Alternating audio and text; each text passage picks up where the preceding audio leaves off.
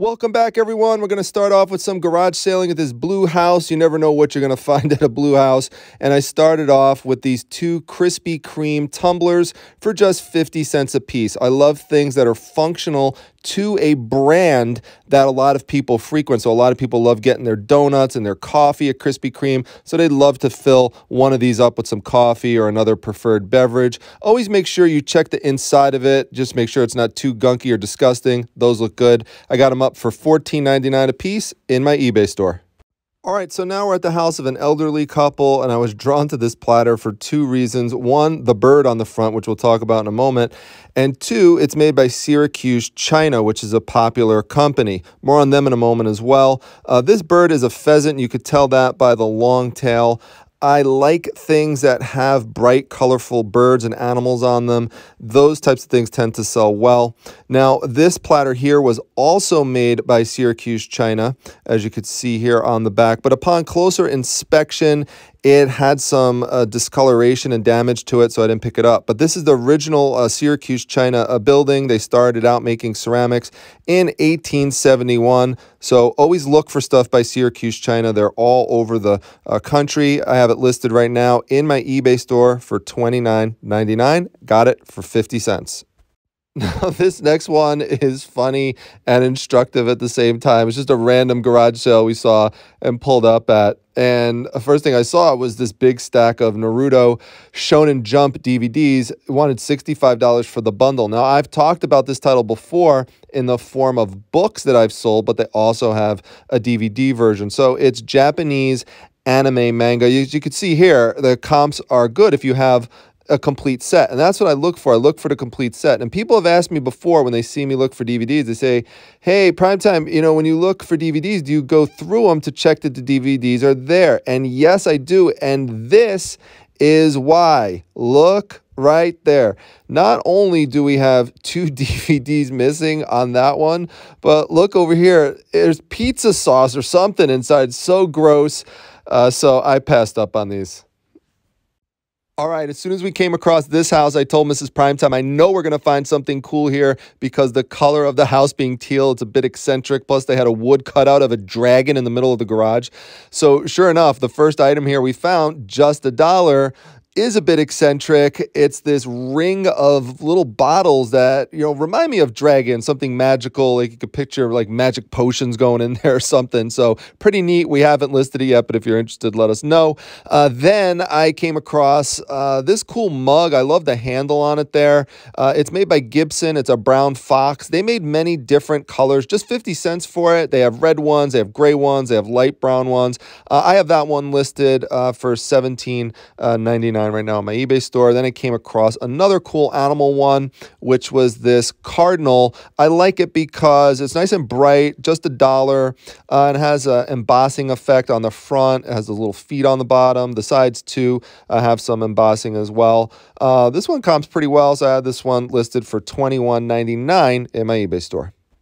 All right, now this is the following morning. I stopped off at the flea market. And this might be my last stop off at the flea market for the year because I tend not to go when it starts getting colder out, although who knows, maybe I have a couple trips left. But this was the first set of items that I came across. It was a set of trays for Iroquois Indian Head beer.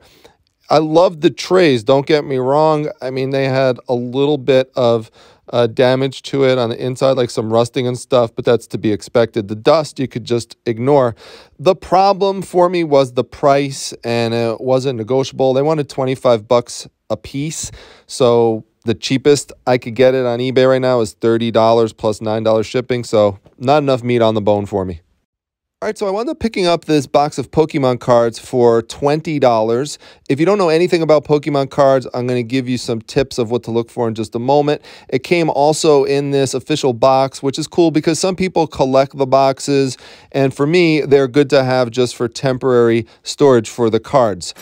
Now, these sales I'm showing you here are not from this particular box, but I'm just showing you examples of Pokemon cards that I've sold this year. It's the first time I've been listing them. I also did sell one that showed up in a previous what sold video for I don't even remember. It was somewhere between $400 and $600. So they can do very well.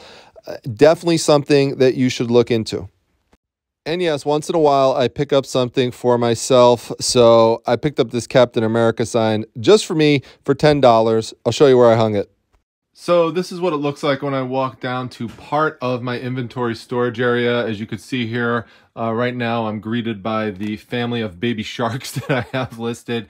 And I have my Captain America sign right here and room for maybe some other stuff at some point. This is Mrs. Primetime's jewelry that is actually listed right now, and you can see we have it organized in a way that makes it very easy for me to find this stuff once something sells, like all the Disney stuff. I know just to look there. And so this is very, very helpful. I highly suggest organizing small items like that. And then here you could see this is all other stuff that's currently listed. I just listed all of these sealed Marvel Masterpiece books just this morning, and I'll show in a different video where I sourced all that stuff, and just got a bunch of stuff here and in other locations as well. All right, now I know what a lot of you are thinking about the Pokemon cards. You're saying to yourself, Dom, thanks for the information, but I'm never going to pick those up because I have no experience with Pokemon cards. I never played with or collected them.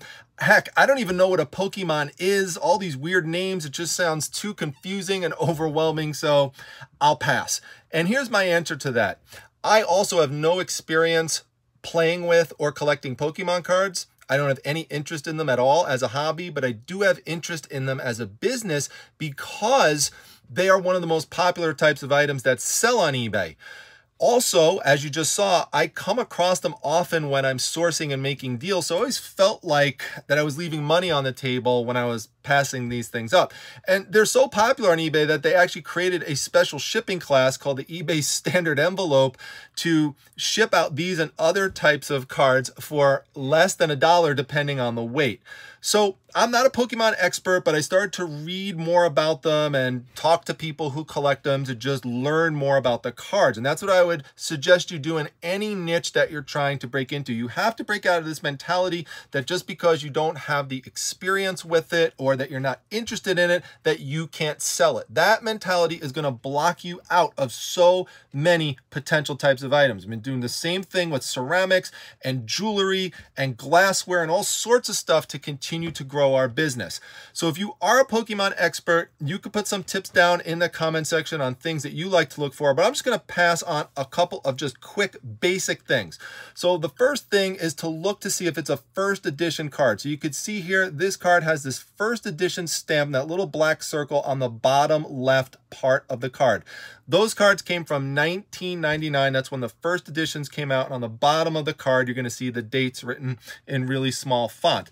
Now, this card here, by contrast, is not a first edition card because you could see on the bottom left, it does not have that first edition stamp. Now, for the vast majority of the first edition cards that came out in 1999, they will not have this dark shadow that you see on the side of the card. You see that yellow bar, and on the side of it right there where my big finger is, you could see that, well, I guess all my fingers are big, but the middle finger there, you could see there's a dark shadow. Well, those are not present on most first edition cards. This is a known exception, the Machamp card, but most of them don't have that.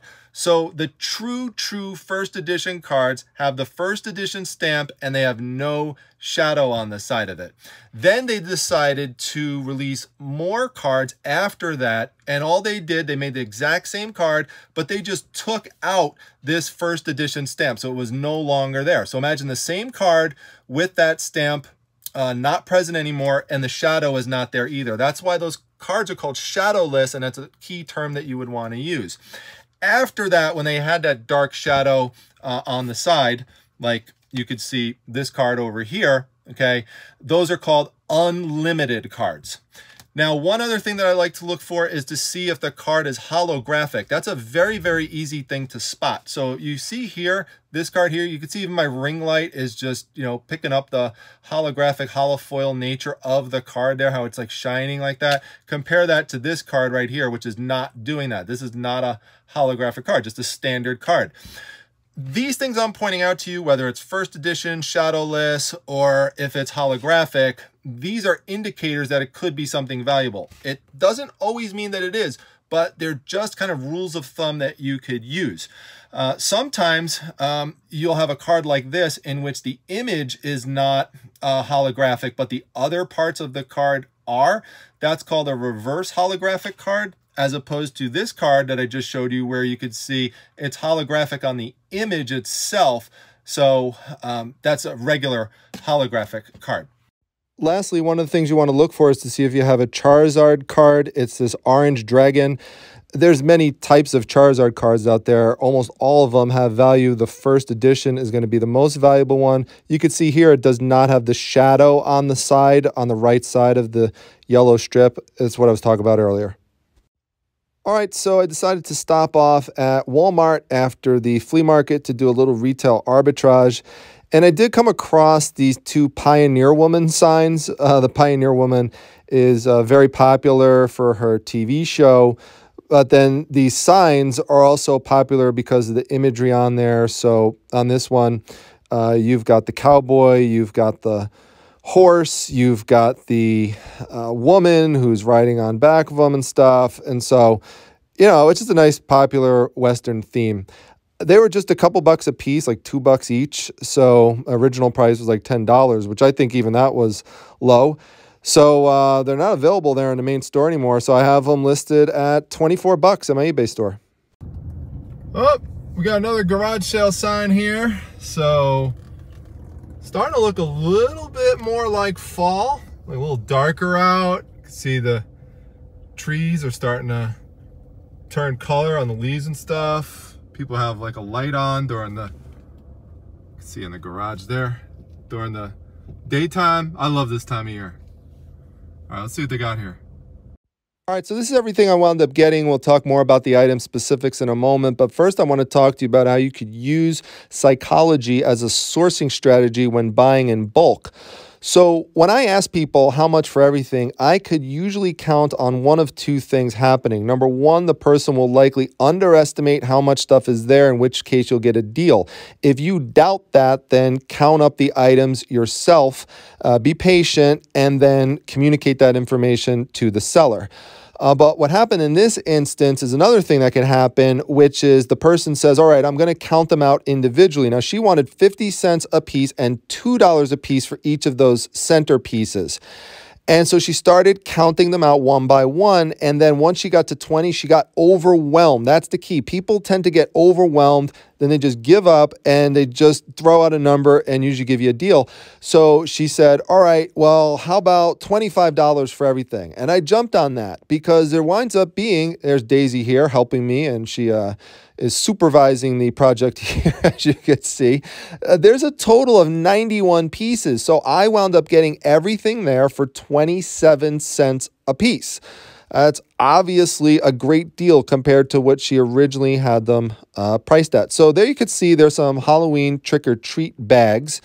And most of these things, though, are treat boxes. So there's Halloween ones, and there's all different themes. And then there's also Thanksgiving ones, and there's Christmas ones. You know, initially when I saw them, what appealed to me about them is that they're new in package, so that's a selling point if it's something that people want. Number two, they're light, so they'd be easy to ship. They would be easy to in small lots, and I'll show you exactly how I decided to do this in just a few moments. All these things are actually listed, and that's, you know, another thing. I had to make it a priority because it's a seasonal type of item, but they're really easy to list. The only thing that I wound up piecing out individually were these center pieces. So these I wound up putting up for $19.99 a piece. So, you know, this should be something that I can make my money back on pretty easily and make some good profit on, hopefully. I mean, we'll see what happens, but overall, I'm thinking that this is a thumbs up good deal. So here you could see the Halloween bags. There's a total of 400 of them, so I got those listed for 40. There's 8 Halloween treat boxes, so I lumped all those together, got them for 35. Then there's 12 Halloween treat boxes over here, which I got for 35. Then there's 12 Thanksgiving treat boxes, which I also have for 35. This is what I was talking about. There's the centerpiece ones. Most of them are the snowman ones. There's one gingerbread one, so I got them for 20 bucks a piece. Then there's 54 Christmas Santa Claus carton boxes for $40 and 30 Christmas tree red carton treat boxes for $29.99 and 72 Christmas snowman carton treat boxes for 50 bucks, 10 Christmas cupcake boxes for $30 and 12 Christmas Santa Claus cupcake boxes for $32.50, 18 Christmas snowman cupcake boxes for 40 bucks. Now, not only does Daisy help in processing the treasures, but she also helps in protecting them. I'm going to show you in a few moments a little behind the scenes inside look in terms of how exactly Daisy does this. It's pretty funny and pretty interesting. Now, before we do that, it is member spotlight time, so make sure you check out the eBay store of our friend and colleague, Marilyn Capers from Capers Corner. What a cool name for an eBay store. She's got over 1,200 items listed. Holidays are right around the corner, so make sure you stop by, take a look. If there's anything you like, pick it up and support her. Tell her that Primetime sent you. If you're interested in having your store featured in the description section and the comment section, which is where you're going to find Marilyn's link, become a member of the channel. It's a lot of fun. There's lots of other cool perks that you get, like emojis and badges, and there's like a live show I'm doing in 2 hours for members at the priority and platinum level. That's always a lot of fun as well. So check it out. Don't forget also to like, comment, and subscribe. And now let's go check out what Daisy's doing and how she's guarding those treasures. Show them who's boss, Daisy.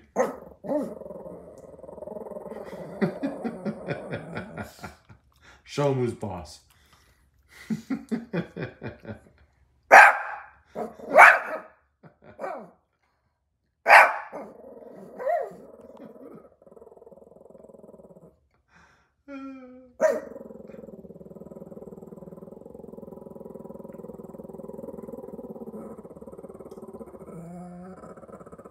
Wow, that was a long one, Daisy. Wow, that was cool. How do you do that?